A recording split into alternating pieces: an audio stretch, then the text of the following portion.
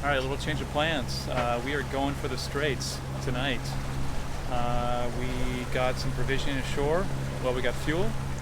Went ashore to get provisioning, just got back on the boat, and we're going to go across the Gibraltar Bay to a place that I thought was going to be good for anchoring. And it was marked on Navigate, but then when I looked at it on the chart, it said anchoring prohibited all around that whole area. And so we were like, shit, what do we do? So we're like, well, it's 6:30. We could go through Gibraltar Straits to Tarifa. We checked, we have favorable current for the next 3 hours, which would be about the time we would take to get through there. And the winds are mild or out of the east, and there's an anchorage in Tarifa that's protected, at least on the western side of Tarifa, protected from the eastern winds. So we're going to go for it. The alternative would have been getting up and leaving at 5 in the morning tomorrow when sunrise is until 7:30, so we would have had at least 2 hours with no light at all. So I think in reality it's sort of a blessing in disguise. We can leave tomorrow at, 8, 7:30 or something like that, and whenever we're comfortable, and we'll be a little more refreshed. And it's going to be a hard day tomorrow anyways, with being mindful of Orca attacks. So this is working out in our favor, even though we really didn't plan it that way.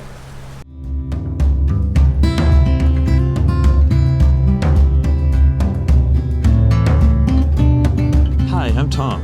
And I'm Karen. Welcome to Life 4.0, where we share our adventures of life on board our sailboat as we explore this amazing planet, one anchorage at a time. This summer, we're crossing much of the Mediterranean, from Greece to Italy, Malta, Spain, including passing out through the Gibraltar Strait, then along the Portuguese coast before we finish in the Galicia area of northwest Spain. So we had a brief stop in Gibraltar to provision, fuel up, and think about our plan and revise it. It's a crazy, wild place. It's like no other place in the world. There's just so many tankers and other ships, and all the big ships are being refueled by smaller tankers, at least one, sometimes two. And this is an LNG ship, highly explosive. There are fast ferries going across to Morocco.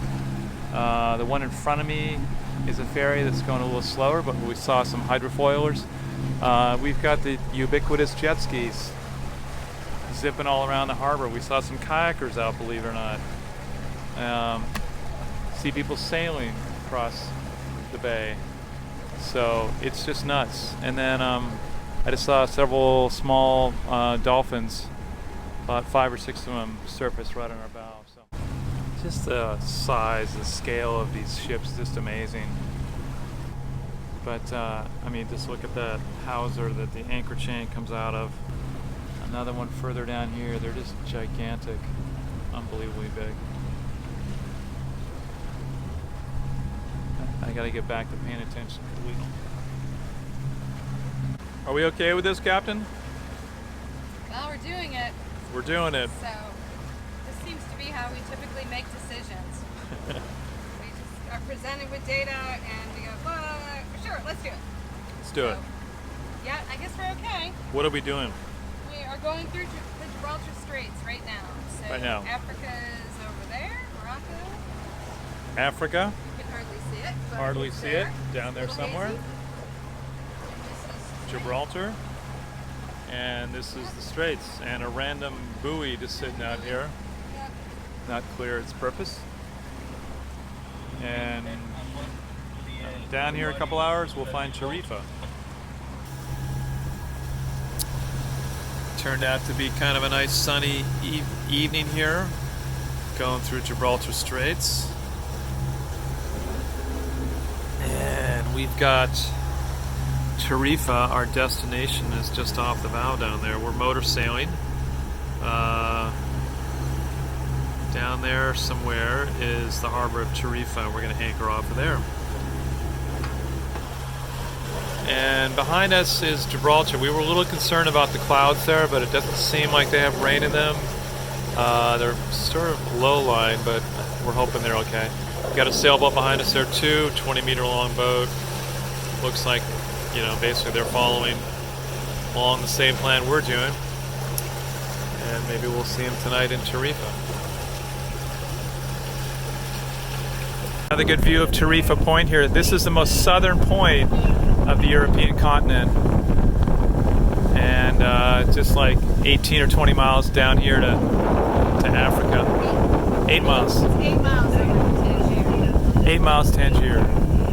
Southernmost point of Europe, and we are now officially in the Atlantic.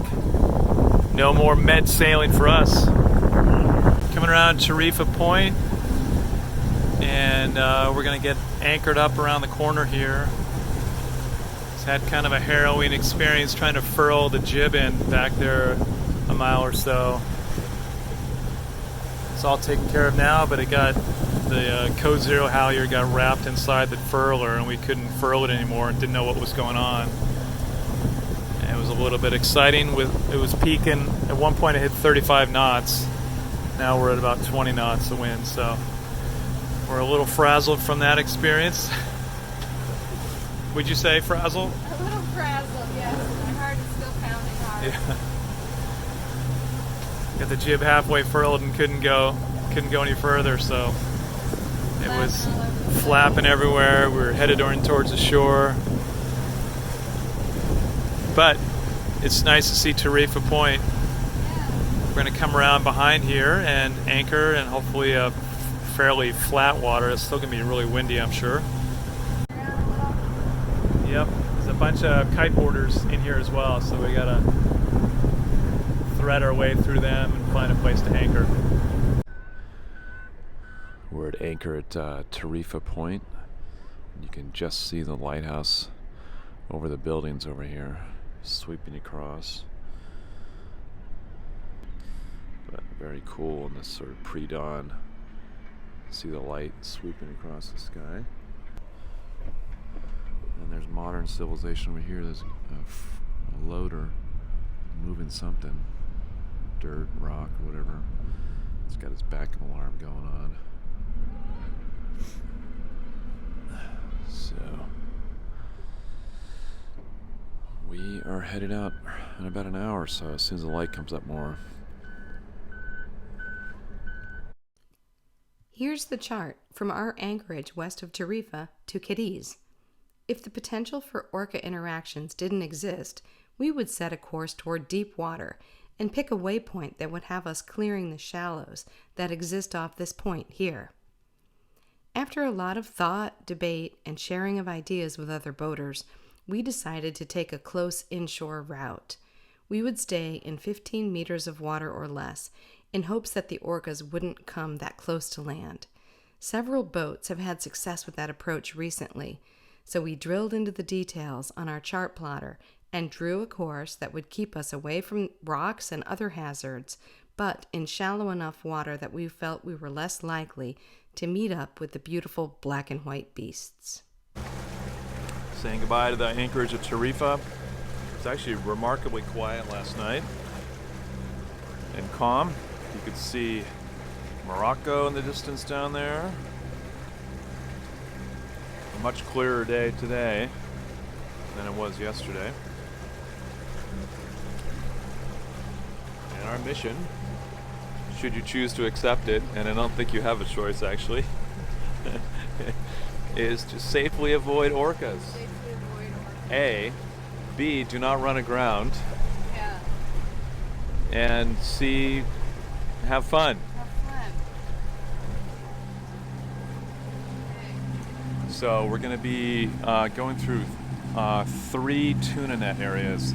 The first one actually is right here in the bay of Tarifa, and we've been told by other boaters that none of them seem like they are in place, that fishermen didn't set them up this year or something like that.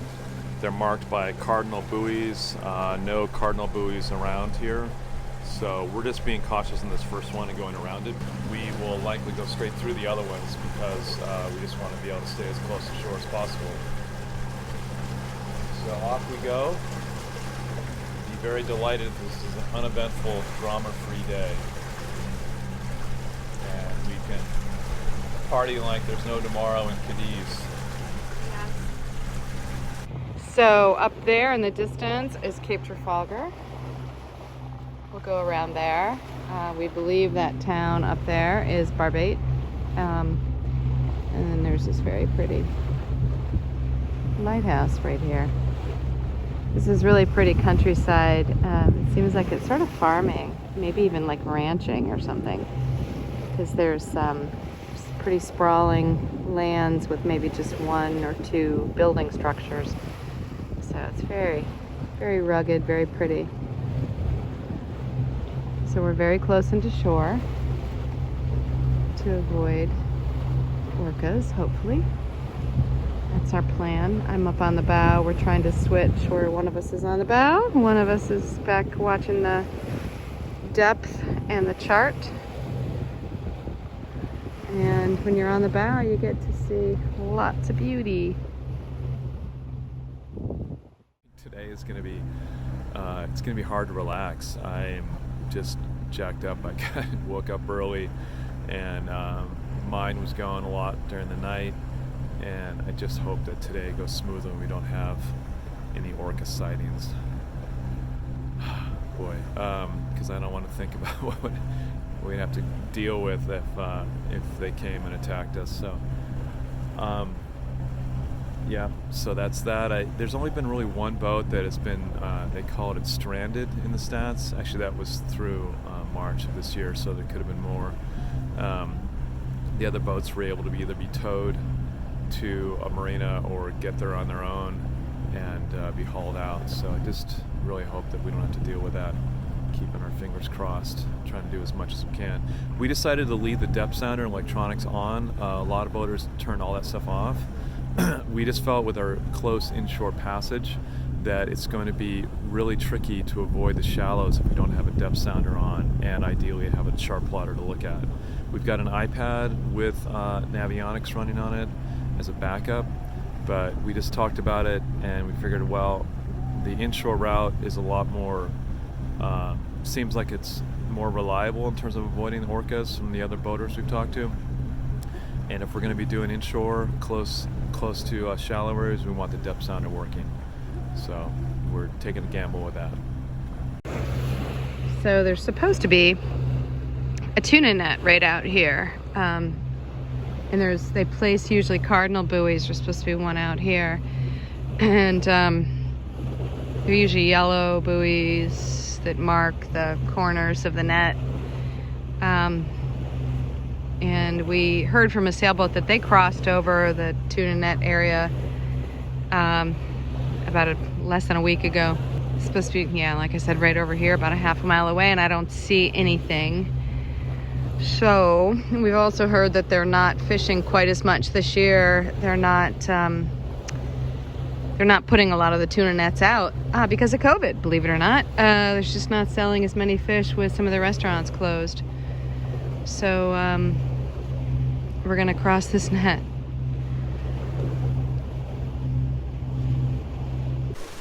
Got the town of Barbate over here. And just saw like a orange search and rescue boat coming back in from going out offshore, trying to figure out what they were doing. They were going 33 knots half an hour ago and just came back in, so don't know if that was a rescue or not. But in other news, that big bluff up there is Cape Trafalgar, and a really low-lying land that goes out to a lighthouse. So we're gonna go around here. It's a little tricky. See, this is Cape Trafalgar, and really the safe passage would be way around out here. But there's a slightly deep skinny spot there, and another one we've put a waypoint in here. So we're gonna try to cut through here so we can go back in and stay in shallow water. But we've heard that this can be tricky. Another boat that come through here recently, the sea state was such that they thought it was too dangerous to go through there, so they went around outside. But we've got a, in our favor, pretty calm day here. Cape Trafalgar, a couple miles off of here on Cape Trafalgar, was where the Battle of Trafalgar was, between Horatio Nelson's fleet and Bonaparte's fleet. So lot of history here. Yeah. And it's a beautiful sight. There can be a lot of tidal race or tidal currents and steep waves off of Trafalgar. I don't think we're going to face too much because we're kind of getting into a period where there's slack tide. So, and the wind is pretty calm, so that's in our favor. Seen a couple boats leave Barbate Harbor, and then there's these two more. There's a catamaran over there, and a monohull here, which actually is turning on our in our direction. So it looks like they are westbound. We may be pretty close to them given their speed. Our boating company here is passing us a little bit. I think they're setting a little faster speed than we are, which is okay with me. I'm not sure it helps to have two boats close together. The Orcas may be even more attracted to the motion and come even quicker. So a little separation is good.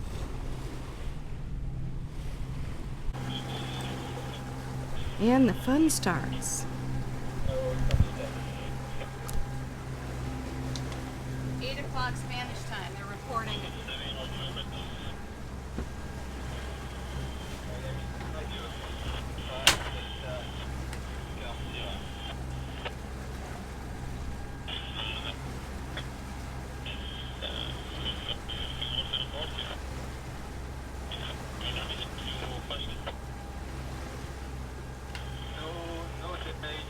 No damage at this moment.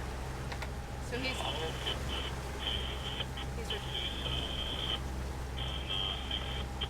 reporting attack at 8 a.m. this morning. Okay.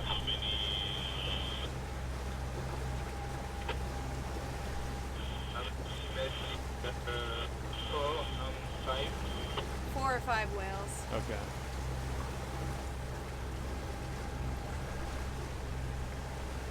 It's a sailboat.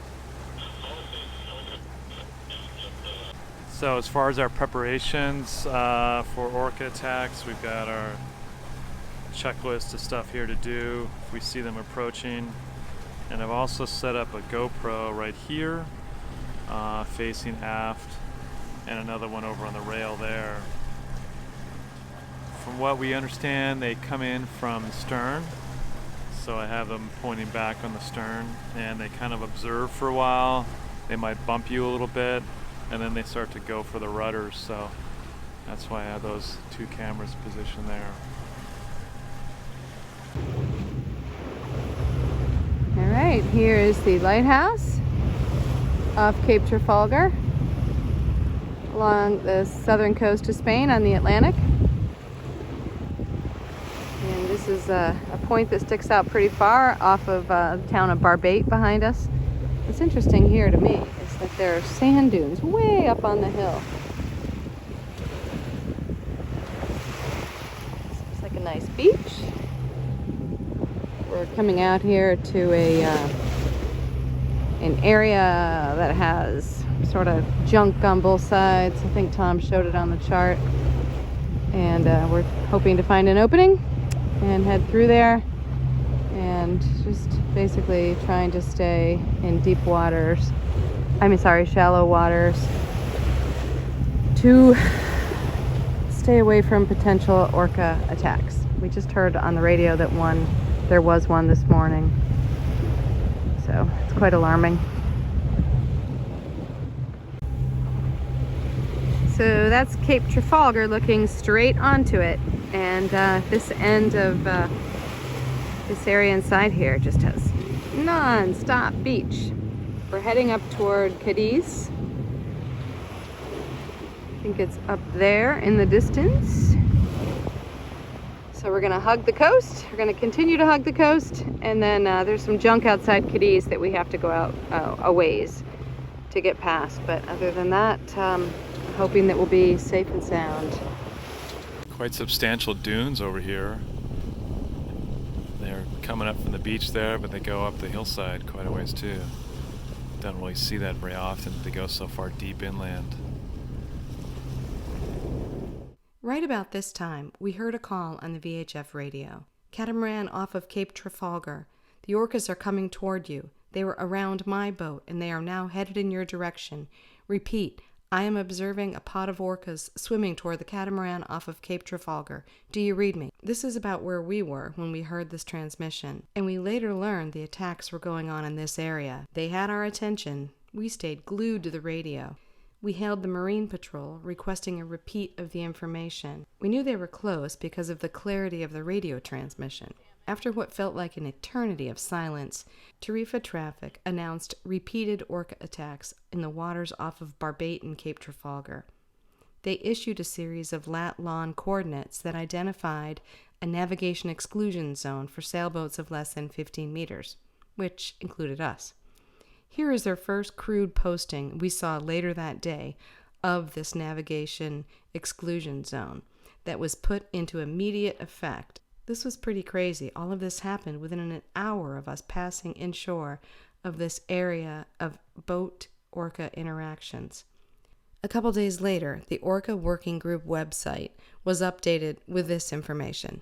One of the hard things for me in this situation is that there's definitely a big element of this is out of our control. We're trying to plan as much as we can and prepare for it, but it's not like a lot of that stuff really prevents an attack. It just sort of seems like it's just bum luck. We are taking a close inshore route to try to avoid them, so that seems like that's the most popular way to approach this. But the rest of it is just sort of, if we get attacked by orcas, it's just bad luck and out of our control. And I'm not really used to that. We do so much that we plan for and organize, and so that we're in control. So we're these days not very often that we're in a situation where we're quite a bit out of control, really. And that's kind of the tough thing for me in my headspace, is just knowing that we have to sort of let fate take its course and see how we do.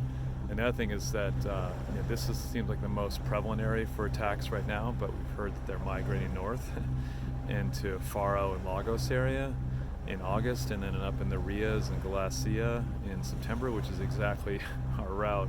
So we're not going to get away from this for the rest of the summer. So we're going to be on high alert today, but we're never really going to be able to put our guard down until we have the boat hauled out. So that's going to be a bit of a mind bender. All right, we got some good winds for sailing. We're Cadiz is in the distance there. Got another boat with us over here. Karen earlier counted 15 boats that were in the vicinity here sailing around. We kept motoring for a while because there was just way too much traffic on the radio regarding orca attacks and latitudes and longitudes and security messages. And that was pretty stressful. But now it feels good to be underway by sail and not have to hear the motor going. If you enjoyed this, please subscribe to our channel and click on the bell to get notified of new videos. All right, sailing along. Closer and closer to Cadiz. How's it feel, Skipper? Good. Really happy we didn't say hi to any orcas. Orcas. Yeah, no offense, orcas. But we didn't stop to visit. We got a sailboat with us. Down there, we're gonna follow the main channel into Cadiz. And around this headland, or this point up here with all the fortresses on it. And find ourselves a real Club Nautico Cadiz marina.